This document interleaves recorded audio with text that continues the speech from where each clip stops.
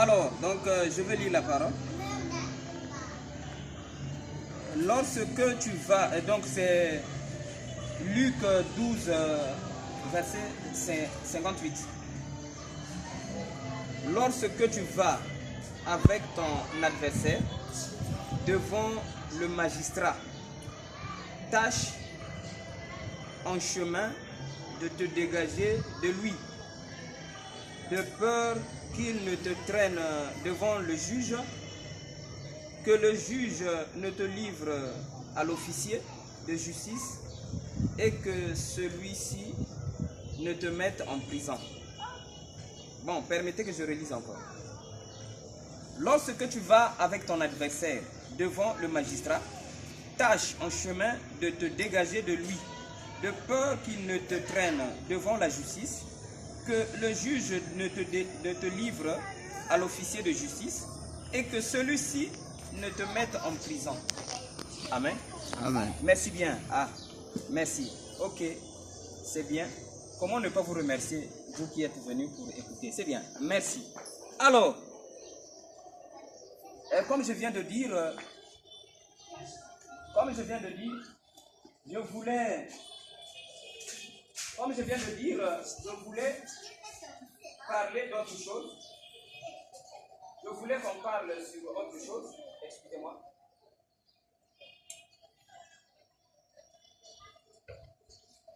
Comme je venais de dire, je voulais qu'on parle sur quelque chose, mais quand j'étais à la maison, j'étais au lit, je pensais à ça. Mon esprit m'envoyait toujours à lire cette écriture que j'avais lue dans le groupe. Vous, Yadivine, tu avais suivi le groupe? Ah, d'accord. Donc, tu n'avais pas suivi ça là-bas. Dans le groupe là-bas, j'avais mis ce verset-là et j'avais parlé de ça de manière brève, bien sûr. Alors, je voulais parler sur... je voulais vous trouver nombreux, mais là, je vois que vous n'êtes pas nombreux. Et j'avais pensé parler sur... il y a une écriture de la Bible qui dit « Je ne permettrai pas que mon oint puisse voir la corruption ». Et je voulais qu'on en parle. Mais je voulais parler de ça si vraiment j'étais venu vous trouver si nombreux. Mais là, vous n'êtes pas nombreux. Je voulais que les autres aussi entendent ces choses. Alors, depuis la chambre là-bas, j'étais seulement poussé à lire le même verset que j'avais lu dans Luc 12, dans le groupe. Alors, j'insiste encore pour parler de cela parce que c'est si important. Là-bas, j'avais parlé de manière brève. Alors, j'en parle encore pour que vous puissiez comprendre quelque chose qui va vous faire du bien. Ce matin, quand je suis arrivé ici chez Jacques, j'étais assis là-bas. Vous savez, Dieu parle, hein, et Dieu est dans le cœur. Et il me parle parce que Dieu, c'est pas moi. Ok? Mais Dieu est dans le cœur et il parle aux humains. J'étais là, avant que ma femme ne vienne me trouver là. Alors, j'étais là. Dieu m'a dit, quitte là maintenant, parle de la délivrance. J'étais assis là. Ok? J'étais assis là. Il a dit, quitte de là où tu es, essaie maintenant de parler à tes enfants là de la délivrance. J'ai dit, ok, on verra ça dans les jours qui viendront. La délivrance, partout on en parle. Hein? La délivrance, c'est qu'il y a un problème, alors les gens ont besoin de la délivrance. Il faut parler un peu de la délivrance. Quand ces choses-là, je parle comme ça, vous pouvez comprendre que, quoique vous êtes juste en famille, mais Dieu, il vous connaît et il connaît vos soucis et il sait qu'est-ce qu'il doit vous donner. Alors, il a dit, cette fois-ci, parle de la délivrance, quitte un peu là où tu étais. Parce que vous savez, tout depuis qu'on avait commencé là-bas, dans la salle là-bas à l'école, je vous parlais seulement, supportez-vous les uns les autres. Hein? Je ne parlais que de ça. Parce que je sais que la vie est difficile. Les gens veulent être en paix, mais pour être en paix, c'est pas facile. Tu peux avoir des problèmes avec ton propre père, tu peux avoir des problèmes avec ta propre femme, et du coup, pour vivre ces choses, c'est pas facile. Et j'étais là toutefois à vous dire comment ce que vous devrez faire pour supporter toutes ces choses. Il y a aussi la galère aussi qui attaque les gens, et j'étais là toutefois pour vous encourager, afin que vous puissiez comprendre que ces choses-là arriveront toujours. Et quand j'étais assis là-bas, votre Dieu, mon Dieu, a dit, quitte là, maintenant parle de la délivrance. Alors, on en parlera aussi. Alors, ça a toujours été la délivrance dans tout ce que nous disons. Et là, nous venons de lire Job, comment on appelle? Luc 12, 58. Alors c'est Jésus qui parle, qui dit, si tu es avec ton adversaire, vous avez l'idée? L'adversaire, c'est-à-dire quelqu'un avec qui vous avez un problème, c'est ton adversaire. Maintenant, lorsqu'il se dit que non, mais je veux te traîner à la justice, vous avez un problème, mais lui il te dit qu'il veut te traîner à la justice. Alors Jésus te donne un conseil, il lui dit, quand vous êtes en chemin, parle avec lui. Ok? Dis-lui ton problème, faites la paix, et bien, comme ça là, lui aussi, son cœur sera rafraîchi, il va plus t'emmener à la justice. Mais si tu te dis, moi c'est moi, il va t'emmener à l'officier de justice, et l'officier de justice comprendra que toi tu as tort, on te mettra en prison. Ok? Donc Jésus reconnaissait que, je sais que vous avez des problèmes, mais quand tu es avec ton adversaire, en cours de route, c'est mieux de te dégager de lui. Lui, il avait pris le mot dégager. Donc, arrange-toi à être en paix avec ton adversaire. Ça, c'est Jésus qui a parlé de cela. Maintenant, quand Jésus parle de cela, je vous donne un conseil. Jésus a parlé comme un homme, parce qu'il vivait avec les humains. Mais tout ce qu'il disait était spirituel. Ok? Il parlait pour la santé de l'âme des humains. Il est en train de parler, adivine-tu avec moi? Il est en train de parler de l'adversaire. Toi, tu peux penser que l'adversaire, c'est celui-là seulement qui est dans le quartier. C'est ça l'adversaire. Non. En temps normal, l'adversaire, c'est celui-là qui t'empêche à être en paix. Vous êtes avec moi? Amen. Maintenant, cet adversaire-là, quand Jésus parlait, ça c'est l'image qu'il lui donnait. Jésus savait que les pharisiens, parce qu'en ce temps-là, l'enseignement était les pharisiens. Jésus savait que les pharisiens, les scribes et tout ce qu'ils ont enseigné, les gens ne vivent que la loi. Ça va? Jésus le savait. Alors, il dit, depuis que vous êtes dans la loi, vous êtes en train de marcher. Ok? Vous n'avez jamais retrouvé la paix. Ça va? Donc, Jésus voulait dire que c'est le mieux de négocier encore avec votre Dieu. C'est mieux de négocier avec votre Dieu pour que vous soyez en paix. Parce que Dieu vous a donné la loi, mais dans la loi, vous ne vous retrouvez pas. Vous êtes avec moi? Amen. Et qui vous a donné la loi? Dieu. C'est mieux de vous dégager encore avec votre Dieu là, pour que vous puissiez être en paix. Parce que depuis longtemps, vous êtes dans la paix, vous êtes dans la loi, pas de paix. Est-ce que vous comprenez ce que je dis? Donc le mieux, c'est de voir celui qui vous a donné la loi, de revoir votre situation. Il y a une sœur qui avait dit, qui avait chanté un cantique, elle avait dit, je rappelle à Dieu, hein? Qu'il revoie, elle avait dit quelque chose là. C'est lui qui va revoir mon statut. Voilà! Il dit, je rappelle à Dieu, c'est beau, hein, quand j'entends ça, je danse. Elle dit, je rappelle à Dieu que Dieu voie mon statut. Dieu m'a créé, il m'a mis sur la terre, il m'a donné la parole, mais je lui rappelle qu'il revoie mon statut. Donc, elle voulait se dégager de Dieu. Pourquoi? J'ai la parole, mais ça ne tient pas toujours. Donc, dans la vie, il faut être conscient. Donc, Jésus voulait dire aux pharisiens, vous avez la loi, mais vous n'avez jamais été en paix. C'est pas mieux de revoir encore avec celui qui vous avait donné la loi. Amen. Parce que la loi est devenue votre adversaire. Vous appliquez la loi, la paix ne vient pas.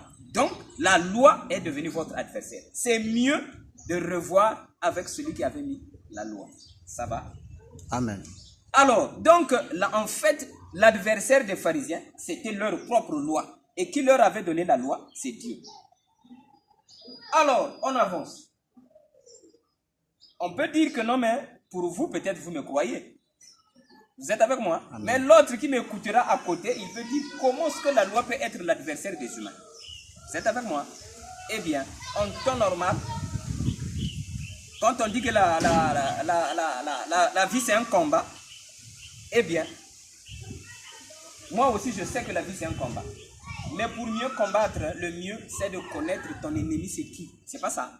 Voilà. Pour mieux connaître, il faut combattre et il faut connaître qui est ton ennemi. Eh bien, je vais droit. En réalité, l'ennemi de l'homme, c'est Dieu. Ça va? Dieu a donné la loi. Au lieu que la loi délivre les gens, mais la loi met encore les gens en prison. Du coup, cela revient à dire que c'est la loi qui est en train de faire que les gens ne soient pas en paix. Et qui a donné la loi? Dieu. Maintenant, au moment où Dieu vous donne la loi, il a vu votre âge. Il s'est dit, par rapport à l'âge que vous avez, je dois vous donner la loi. Maintenant, si vous vous dites que non, mais comme la loi là, c'est Dieu qui a donné, c'est suffisant, tu vas te tromper parce que avec Dieu, on ne construit pas une maison en dur. Avec Dieu, on se déplace. S'il te dit quelque chose, aujourd'hui, il change. C'est comme quand j'étais assis là-bas, il a dit, quitte là où tu es, passe et tu vas prêcher maintenant sur la délivrance. Parce que longtemps, tu ne les as que consolés, supportez-vous les uns les autres. Cette fois-ci, quitte là, donne-leur la délivrance et on verra. Alors, et si moi je me disais que non, mais l'amour supporte tout, c'est Dieu qui m'avait dit ça, et je ne dis que l'amour supporte tout, c'est tout ce que je prêche, Dieu dira que tu es devenu dénominationnel. Ça va? Amen. Voilà. Donc du coup, ce n'est pas parce que c'est Dieu qui a dit et que tu vas penser que donc là c'est un tout. J'ai tout trouvé. Mais or, quand tu marches avec ce que Dieu a dit, tu n'es toujours pas en paix. Regarde avec Dieu. Ça va? Très bien.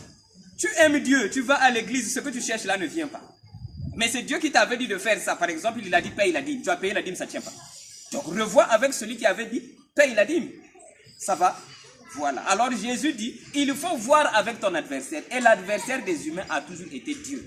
Cet enfant-là, par exemple, il n'a pas 20 ans. Son papa, c'est Diable. Eh bien, tu lui donnes des choses par rapport à son âge. Quand il aura 20 ans, tu vas lui donner ce qui est convenable avec 20 ans. Mais s'il a maintenant 20 ans, il pense que ce que papa m'avait dit quand j'avais 12 ans, je continue avec, ça ne va plus marcher. Le mieux, c'est de revoir encore avec papa qui lui donnait les jouets de 12 ans. Quand il a maintenant 20 ans, papa saura quoi lui donner. C'est pas ça? Très bien. Voilà. Donc Jésus, il vient, il donne un conseil. Il dit, c'est mieux de se dégager en chemin. Sinon, on va t'emmener à la justice et tu seras en prison. Et effectivement, la loi est devenue la prison des humains lorsque Jésus était venu. Alors Jésus donne un conseil. Sortez de la loi et recevez ce qui est meilleur. Et Jésus avait présenté la grâce. Ça va? Ça va? Vous êtes avec moi? Amen. Maintenant, le monde a reçu la grâce et le monde continue. En temps normal, bien aimé, il faut être sincère. Pour avoir reçu la grâce, on ne devrait plus attendre le ciel. Ok? Madame, on ne dort pas. Parce que Jésus est venu. Et c'est lui Dieu. Vous le croyez, non? Vous êtes avec moi? Amen. Maintenant, Jésus est venu. En temps normal, on ne devrait plus chercher le ciel. N'est-ce pas? Parce que Jésus est venu. Dieu est là. Mais il nous promet encore un ciel. C'est que ce qu'il nous a présenté là n'est pas bien. C'est pas si je me fais pas peur. Il nous a donné la grâce. Ça devrait être suffisant pour nous. On devrait vivre dans la grâce parce que c'est Dieu qui a donné. Mais quand il donne la grâce, il promet encore autre chose. Ce qui revient à dire que la grâce n'est pas suffisante. Ça va? Amen. Quoique c'est venu de Dieu. Mais la grâce n'est pas suffisante. Alors, aujourd'hui, les enfants ne sont pas avec nous. D'accord, il n'y a pas de problème. On accepte tout ça. Donc, cela revient à dire, bien aimé, que la grâce n'est pas aussi suffisante. Quoique nous avons dit que non, mais la grâce, elle est bonne, c'est mieux de revoir avec Dieu. Parce que nous avons cru à la grâce, mais nous attendons encore quelque chose de meilleur. Cela revient à dire que cette chose de meilleur là, c'est ça dont nous avons besoin. Alors, dégage-toi de celui qui t'a donné la grâce afin que tu puisses être en paix. Sinon, tu vas te retrouver dans la prison. Ça va? Amen. Est-ce que vous êtes avec moi? Très bien. Sinon, tu vas te retrouver dans la prison. Alors, pasteur Régis, frère Régis, comment est-ce que tu peux dire que la grâce nous met dans la prison? Voici la prison que la grâce a mis. La grâce veut simplement dire, tu as péché, tu étais en prison, et on sort de la prison, et on te dit que c'est toi qui avais péché. Mais à partir d'aujourd'hui, on t'a mis dehors. Ça va? Quelle est la prison d'un homme qui est gracié? C'est que dans son cœur, la culpabilité ne quitte pas. Vous êtes avec moi? Pourquoi? Parce que, par exemple, on t'a mis en prison parce que tu avais tué quelqu'un. Ça va? Tu avais tué quelqu'un, on t'a mis en prison. Ça te fera mal durant toute ta vie parce que j'avais tué quelqu'un. Et quand on te sort de la prison, tu as gagné seulement la liberté, mais dans le cœur, tu es toujours prisonnier. Je ne sais pas si je me fais comprendre. Pourquoi? Parce que tu avais commis et on t'avait fait juste grâce. Et tu sauras durant toute ta vie, c'est moi qui avais tué, mais c'est le président, c'est moi qui m'a gracié. Donc tu seras prisonnier à vie dans ton cœur. Ça va? Ton âme ne sera pas libre. Alors, le pasteur Régis que je suis, je viens dire, avec la grâce, vraiment, c'est mieux de se dégager avec la grâce pour que vous ne puissiez plus être prisonnier. Pourquoi? Parce que lorsque tu marches avec la culpabilité, tu es déjà prisonnier. Étant donné que tu as la culpabilité dans le cœur, alors tu ne peux plus vraiment être libre dans ta vie. Et dans ton âme, tu auras toujours de remords. Au point où, vous savez pourquoi nous avons par exemple du mal à prier pour quelqu'un pour la maladie? Parce que c'est cette culpabilité-là qui est dans le cœur. Ça va, Yaya? Ça va? Voilà. La culpabilité que nous avons dans le cœur, c'est ça qui nous empêche, par exemple, de prier pour un malade. Pourquoi? Parce que je te dis, est-ce qu'il y a que Simba? Est-ce que je me fais comprendre? Pour avoir cru en la grâce, eh bien, tu marches avec une culpabilité. Maintenant, quand tu as un problème, tu n'arrives pas à arranger ça. Pourquoi? Tu as une culpabilité dans le cœur qui te dit que toi, tu es mauvais. Tu n'es pas assez saint, ta parole n'est pas assez pure pour apporter la guérison. Du coup, quand tu en arrives là, tu es coincé. Est-ce que je me fais comprendre? Mais malgré cela, tu dis aux gens, moi je suis fils de Dieu. En quoi tu es fils de Dieu? Déjà devant la maladie, tu n'arrives pas. C'est pas mieux de revoir encore avec ce Dieu-là qui t'avait dit que tu es mon fils, je t'ai gracié. Vraiment. Est-ce que je me fais comprendre? Parce que devant la situation, tu n'arrives pas. Mais tu es fils de Dieu. Et Dieu a dit que, en mon nom, vous chasserez les démons. Mais quand toi, la maladie arrive, tu as peur. Cela revient à dire que ce que Dieu t'a donné n'est pas assez puissant. Est-ce que je me fais comprendre? Donc, cherche ce qui est meilleur afin de vaincre toute chose. Donc, comme je viens de dire, Jacques, avec son fils, par rapport à l'âge, tu donnes telle chose. Quand l'enfant grandit, tu ajoutes. Quand l'enfant grandit, tu ajoutes. Donc, le Dieu Tout-Puissant, il nous a vus dans les conditions où on était. Il nous a d'abord donné la loi. Et après la loi, il a donné la grâce. Et Jésus a dit, Père, donne-nous la nourriture quotidienne. C'est-à-dire, à chaque jour suffit sa peine. Donc, il y avait un temps où Dieu a donné la loi. Mais il y a un temps où l'Église a grandi, Dieu a donné la grâce. Mais avec la grâce, il y a une culpabilité. Or, les fils de Dieu doivent être totalement libres. Parce que c'est la liberté du cœur qui vous donne la possibilité de croire que tout est possible. Amen. Est-ce que je me fais comprendre? Amen. Mais si le cœur n'est pas libre, il y aura certaines choses quand tu regardes, pourquoi? Parce que c'est la condition des pécheurs. C'est-à-dire, tu avais commis, mais Dieu a dit, toi tu es un pécheur, mais je te fais grâce. Et l'homme est comme ça, c'est ce qu'il croit. Mais le pasteur Régis vient pour vous aider afin que vous puissiez vous dégager de la grâce qui vous a gardé prisonnier dans le cœur. Alors, en réalité, pourquoi je dénonce la grâce comme étant l'adversaire des humains? Parce que ça ne délivre pas. Pourquoi ça ne délivre pas? Parce que dans le cœur, tu sais que j'avais commis, mais on m'avait juste fait grâce. Maintenant, si le juge a dit, tu avais commis, on t'a mis en prison et on t'a plaidé coupable et tu es en prison. On a dit que c'est toi qui avais commis, tu es en prison. Tu sauras que c'est moi. Donc tu mérites la prison. Mais si on fait recours, on fait un appel, on te juge encore pour la seconde fois et le juge dit, toi tu n'étais pas coupable. Vous êtes avec moi? Est-ce que vous êtes avec moi? Parce qu'il y a des jugements, on t'a jugé, on te met en prison. Mais si on fait un appel, on te juge encore pour la seconde fois. Et quand on juge pour la seconde fois, si le juge dit, tu ne méritais pas la prison, ok? Là, tu n'auras plus besoin de la grâce. Est-ce que vous êtes avec moi? Hein? Parce qu'on t'a déclaré non coupable. Très bien. Et du coup, tu n'as plus besoin de la grâce. Mais comme tu n'es plus coupable, ce n'est pas toi qui avais commis. Du coup, tu deviens libre à 100%. Donc, la grâce t'a libéré, mais ça t'a mis encore dans une prison sans te rendre compte. Maintenant, aujourd'hui, on te rejuge encore. Car la Bible dit, les saints jugeront le monde. Amen. Alors, on te rejuge encore. Le juge écoute la voix de l'avocat. Et la voix de l'avocat, c'est la voix de Jésus. Il a dit, pardonne-leur parce qu'ils ne savent pas ce qu'ils font. Amen. Celui-là qui fait quelque chose et il ne sait pas ce qu'il fait, il est semblable à un fou. Lui, il n'est pas coupable. Ça va? Ok? Lui, il n'est pas coupable. Et c'est la condition des humains. Il n'y a aucun humain qui pose un acte sur la terre et qu'il soit conscient de ce qu'il a fait. Non, messieurs, ne dormez pas. Vous êtes avec moi? Amen. Il y a Sylvie, s'il te plaît. Ensuite, aucune personne sur la terre n'a fait quelque chose et que Dieu l'a tenu coupable. Pourquoi? Parce que, bien aimé, tel que nous sommes là, c'est Dieu qui nous a créés. Et Dieu, quand il nous a créés, il nous a donné tout ce qu'il faut. Et du coup, devant Dieu qui nous a créés, cette chaise-là, la chaise qui est ici là, Jack, tu as acheté la chaise, tu as amené ici là. Ok? Ou bien ça là, c'est la chaise, tu as donné chez le menuisier, il a fait. Ok? C'est ta chaise. Tu peux te moquer de la chaise. C'est pas possible. Parce que cette chaise-là, tu as voulu que ça soit comme ça. Et tu ne peux plus dire à la chaise, tu n'es pas une jolie chaise. Vous êtes avec moi?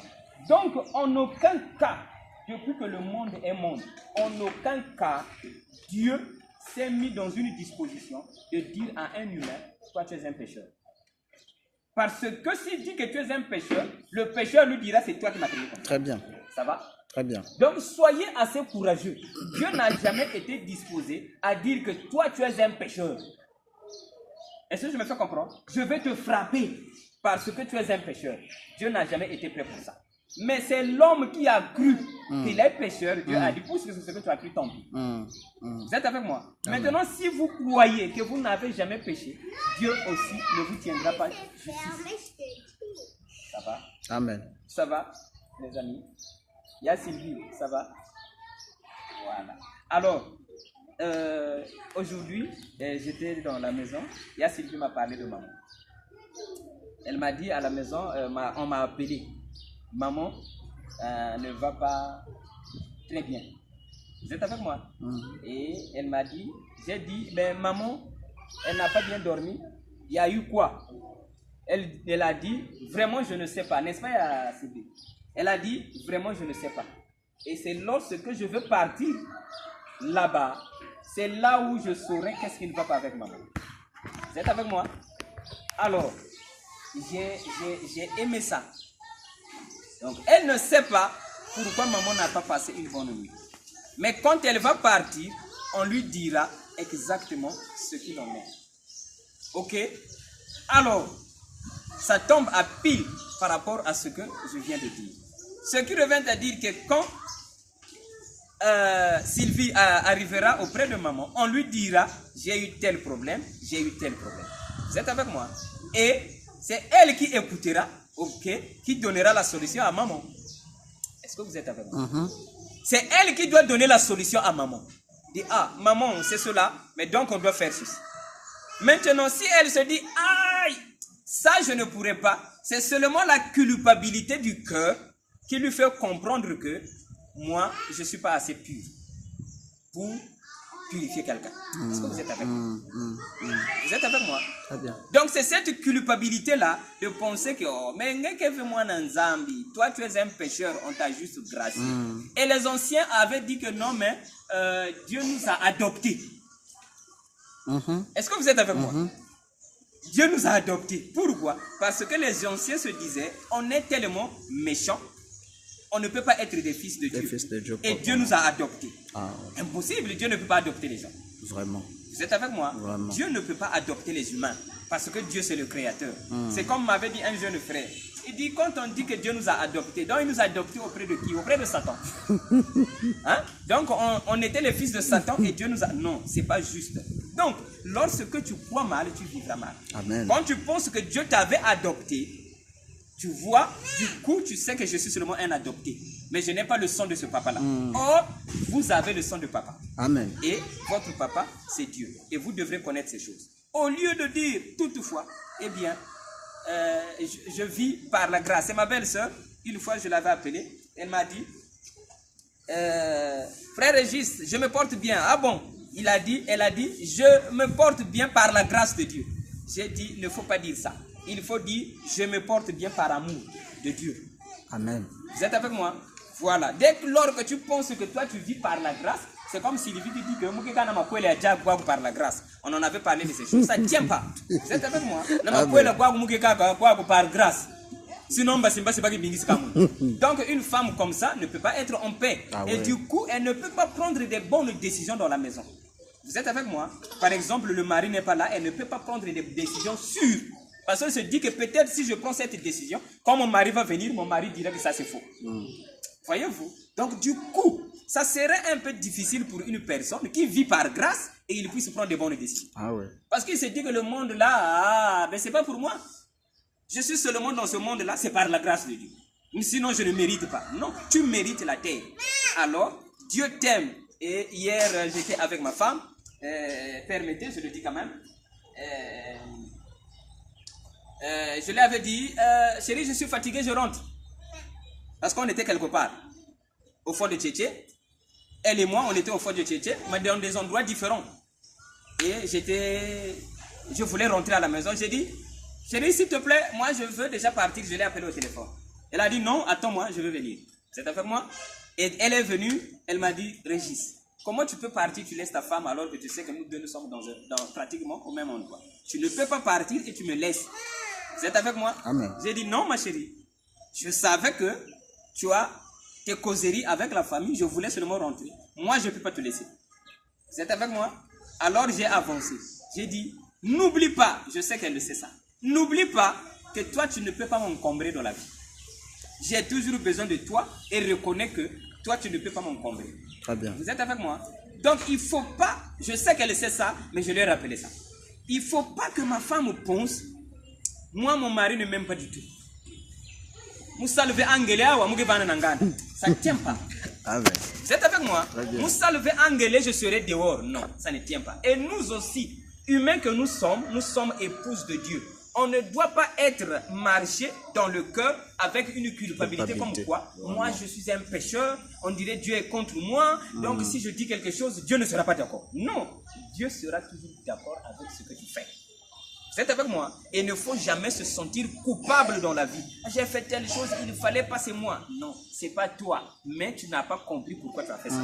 Et ton avocat, avant que tu ne commettes, il a dit, Père, pardonne-leur, parce qu'ils ne savent pas ce qu'ils font. Vous êtes avec moi? Donc, ce que les humains font, un homme sage, il peut dire que ça c'est mauvais. C'est vrai, parce qu'on doit corriger les gens. Ok? Mais il n'a pas tort. Un jour, Jésus est venu et il a vu la femme samaritaine. La femme samaritaine s'est réveillée. Elle est venue prendre de l'eau. Jésus lui dit, ce n'est pas cette eau-là que tu devrais venir prendre. Vous êtes avec moi? Vous êtes avec moi? Amen. Mais la femme samaritaine, elle est venue prendre de l'eau. Mais Jésus qui était sage, il a dit, ce n'est pas de cette eau qu'il s'agit. Parce que cette eau, si tu bois ça, tu auras toujours soif. Mais tu as besoin de mon eau. Vous êtes avec moi? Amen. Alors, il lui a donné aussi cette eau. Et la femme samaritaine, elle est devenue témoin de Dieu dans la vie. Vous êtes avec moi? Alors, suivez ce que je vais vous dire, s'il vous plaît. En dehors de l'eau qu'elle était venue prendre, la femme samaritaine sortait aussi avec les hommes. Mais Jésus lui dit, il ne s'agissait pas de ça, il s'agissait de moi que tu devrais recevoir. Qu'est-ce que Jésus voulait dire à la femme samaritaine? C'est que tout ce que tu as fait, ça ne vient pas de toi. Mes amis, quand tu fais quelque chose, ce n'est pas toi qui en es coupable. Vraiment, l'exhortation d'aujourd'hui tombe à pile avec ce que j'avais dit. Je ne permettrai pas mon oint qu'il voie la corruption. On en parlera si on trouve encore le temps. On en parlera. Donc, aucune personne ne peut poser un acte et qu'il soit coupable de l'acte. Ce n'est pas possible. Toutefois, quand un humain pose un acte, le coupable de cet acte-là, c'est l'esprit. Ça va? Amen. Et l'esprit, on n'achète pas ça au marché. Voilà. L'esprit, c'est Dieu qui met ça dans l'homme. Le jour où tu vas mourir, si on lève, le jour où tu vas mourir, c'est l'esprit qui t'a quitté. Et quand l'esprit te quitte, tu ne peux plus poser des actes. Ça va? Donc, quand un humain pose un acte, c'est qu'il y a un esprit en lui qui a posé l'acte. Et quand Dieu voit ton acte, il voit ton esprit, mais il ne voit pas toi. Parce que toi, tu es l'épouse de Dieu et tu es le temple de Dieu. Mais si tu as posé un acte, c'est que c'est l'esprit qui est en toi qui a posé un acte. Vous êtes avec moi? Amen. Alors, pourquoi l'esprit là a agi? Aucun esprit ne peut agir si Dieu n'a donné l'ordre. Parce que le chef de tous les esprits, c'est Dieu. Très bien. Vous êtes avec moi? Amen. Alors, comprenez un peu ces choses, ne dormez pas. Et maintenant, pourquoi un humain pose un acte? C'est Dieu qui t'envoie une pensée. Ça va? Toutes les pensées qui viennent dans un homme, c'est Dieu qui envoie ça. Maintenant, quand ça arrive dans un humain, cet humain-là peut mal agir par rapport à la pensée de Dieu. Mais l'homme qui a posé l'acte, il a voulu obéir à Dieu. Est-ce que vous êtes avec moi? On en a déjà parlé, mais c'est des choses que je rappelle afin que ça puisse s'asseoir en vous et que vous puissiez comprendre ces choses-là une bonne fois et que ça puisse plus vous quitter. Ça va y arriver. Donc, l'acte que l'enfant a posé, c'est l'esprit de Dieu en lui qui lui a poussé à poser cet acte. Maintenant, un homme sage, c'est pas l'homme qui l'accuse, mais c'est l'acte. Vous êtes avec moi? Maintenant, est-ce que l'acte-là, tu l'as voulu par toi-même? C'est l'esprit d'ignorance en toi qui t'a poussé à agir ainsi. Maintenant, le Dieu Tout-Puissant, qui connaît que jamais l'homme n'a été coupable, il a dit, pardonnez-vous jusqu'à 77 fois. Donc, pardonnez-vous à l'éternité. Pourquoi? Parce que celui qui a posé un acte, il ne voulait pas de cet acte, mais il l'a quand même posé. Vous êtes avec moi? Alors, du coup, Dieu dit, pardonnez-vous. Et ça, c'est pour la deuxième fois que nous sommes ici? Bien sûr. Ok. Ça vous est déjà arrivé? Tu vois une journée, c'est comme si cette journée, tu avais déjà vécu ça. Bien sûr, oui. Personne n'a jamais vécu ça? Si. Ok. Voilà. Je me suis rappelé de ce jour-là. C'est comme si j'avais déjà vécu ça. Alors, c'est une très bonne chose. Ne minimisez pas ce qui se dit. Alors, je disais ceci. Un acte posé, qu'un humain a posé, c'est l'Esprit de Dieu en lui qui a voulu qu'il pose un acte. Tel que nous sommes dans cette parcelle, nous sommes chez M. Jack. L'enfant qui est à côté là, il peut aller balayer là-bas, c'est Jack qui lui a demandé. Vous êtes avec moi? Donc tous les mouvements qui se passent ici là, c'est Jack qui est aux commandes de tout. Parce que c'est sa parcelle. Le monde là, c'est la parcelle de Dieu. Tous les mouvements qui se passent sur la terre, c'est Dieu qui occasionne ça. C'est Dieu qui crée tous les mouvements. Il n'y a pas un mouvement qui peut se passer sur la terre sans que l'Éternel soit l'auteur de ce mouvement. Amen. Ce qui revient à dire qu'aucun homme ne peut pas se plaindre par rapport à un mouvement qui se passe sur la terre. Vous êtes avec moi? Donc, quand on dit que ça, il ne fallait pas, c'est Dieu qui l'a voulu ainsi. Alors, Jésus qui avait donné ce conseil, c'est mieux quand vous êtes en cours de route de vous dégager avec l'adversaire. Eh bien, lui-même, il a vécu ça. Jésus n'a pas dit, si je suis à la croix, c'est Judas qui l'a voulu. Mais Jésus a dit, si je suis à la croix, c'est Dieu qui l'a voulu. Donc, Jésus lui-même aussi, ce qu'il enseignait, il vivait ça. Et souvenez-vous, lorsqu'il avait manqué de vivre ce qu'il avait enseigné, il avait eu des problèmes. C'était à Gethsemane. Dieu avait dit, tu dois passer par la mort. Mais lorsqu'il ne voulait pas se dégager, ça va? Lorsqu'il ne voulait pas se réconcilier avec Dieu, Jésus commençait à transpirer. Jésus commençait à avoir des ennuis. Cela revient à dire, toutefois que tu as des ennuis, c'est que tu t'es pas réconcilié avec Dieu. Parce que l'adversaire des humains a toujours été Dieu. Ça, je pense bien que c'est rentré en vous. Il ne faut pas penser qu'il y a un Satan qui quitte l'enfer, qui vient vous créer des problèmes. Tous les problèmes que nous avons sur la terre, c'est lorsque nous ne voulons pas nous dégager avec Dieu.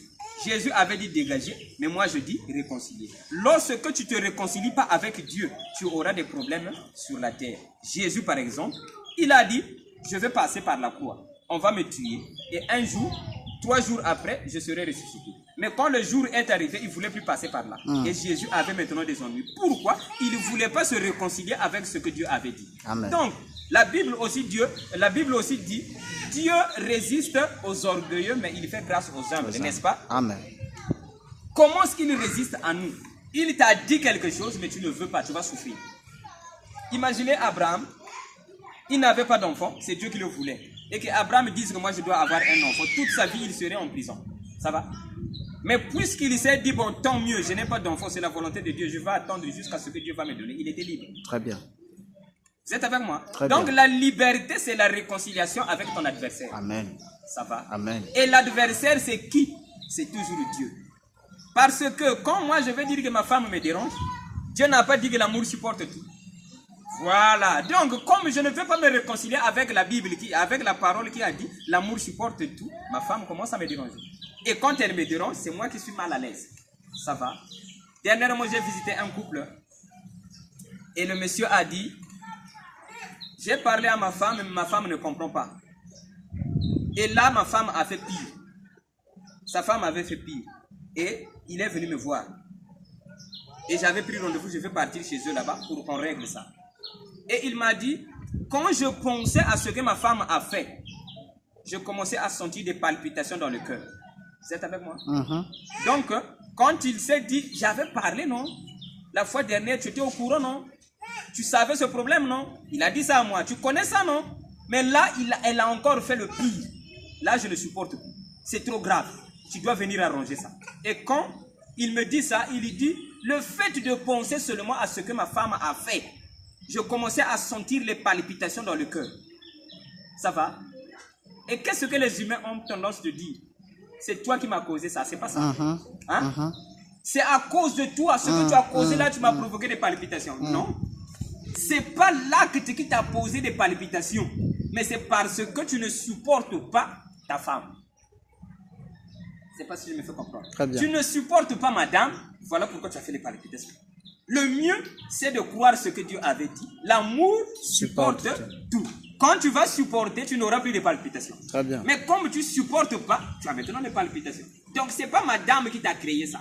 Donc, quand les gens disent que non, mais il travaillait, on l'a enlevé au boulot, et là, il a fait un AVC.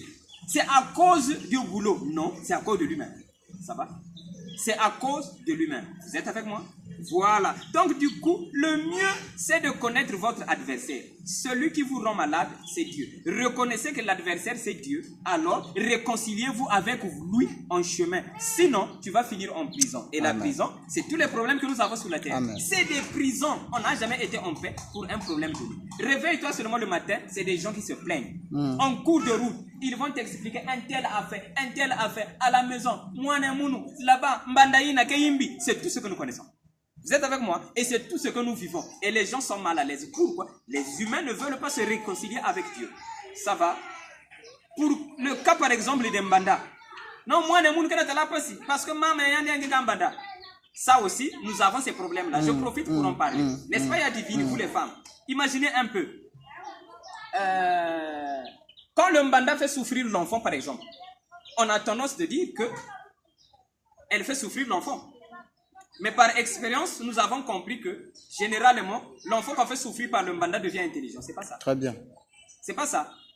Maintenant, si la souffrance peut emmener un enfant à être intelligent, c'est pas mieux d'aimer la souffrance.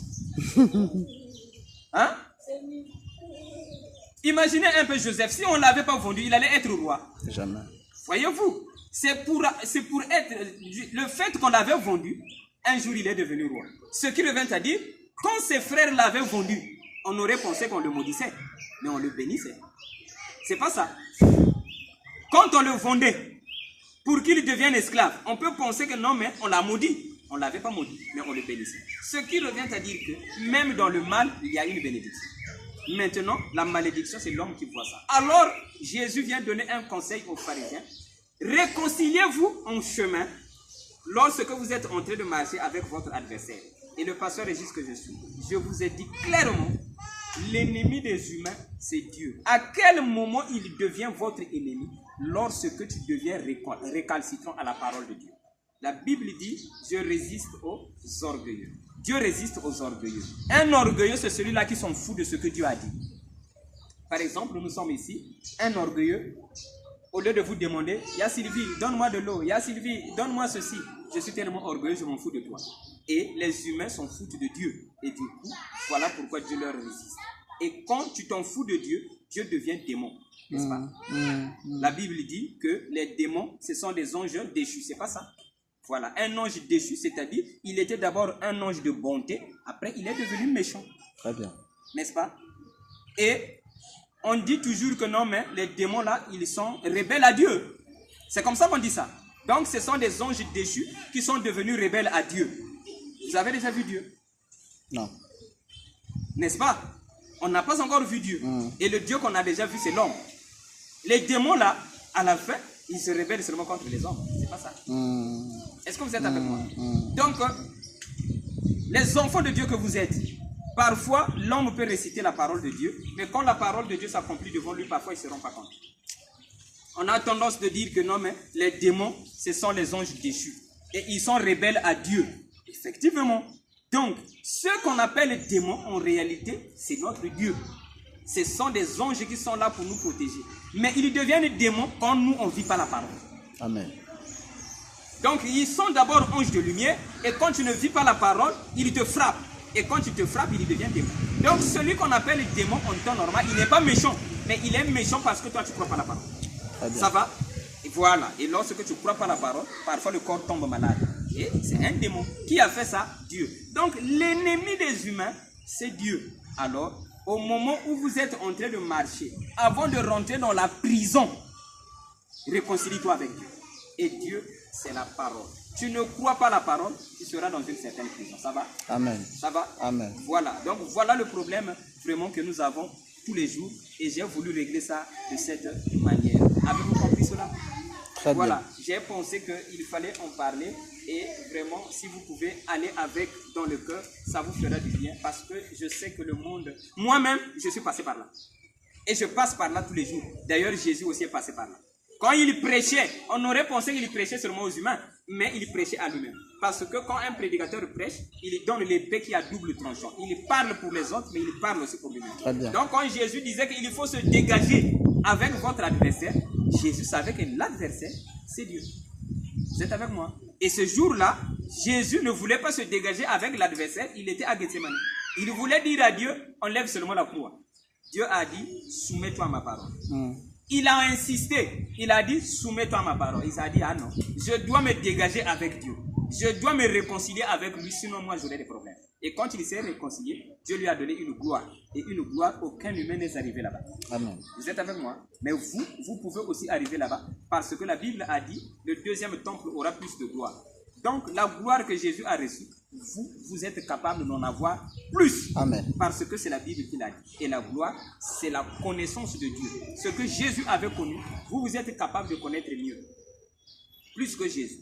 Parce que la gloire de Jésus était physique dans le corps. Il brillait, les gens l'ont vu. Mais sinon, la vraie gloire, c'est avoir la parole de Dieu afin que vous puissiez être vraiment en paix devant toutes les situations. Parce que si vous lisez bien la Bible, il y avait des moments où Jésus aussi n'était pas en paix. N'est-ce pas? À cause du comportement des gens, au point où Jésus parfois n'était pas en paix. Mais vous, regardez et lisez, vous connaîtrez que ici Jésus n'était pas en paix. Mais vous pouvez être en paix. Je ne sais pas si je me fais comprendre. Vous êtes avec moi? Donc, vous êtes capable, là où Jésus n'a pas pu, vous pouvez le faire. Très bien. Vous êtes avec moi? Très bien. Voilà, mais au moins Jésus a tout vaincu. C'est vrai qu'il avait affronté à Gethsemane, mais au moins il avait vaincu. Vous êtes avec moi? Donc vous aussi, vous pouvez faire comme lui, vous pouvez vaincre. Au point où vous pouvez connaître plus que lui, parce que c'est la Bible qui l'a dit. Vous êtes avec moi? Amen. Voilà, donc il n'y a pas un ciel à venir où vous allez partir. Le ciel, c'est la paix sur la terre. Et celui qui ne vit pas la parole, il ne sera jamais en paix. Et cette paix, c'est par la révélation de la parole. N'est-ce pas? Amen. Voilà, merci beaucoup. Vraiment, pour aujourd'hui, j'ai fini. Ma femme, ça va? On a compris quelque chose? Y'a Divine, ça va? On a compris quelque chose? Dernièrement,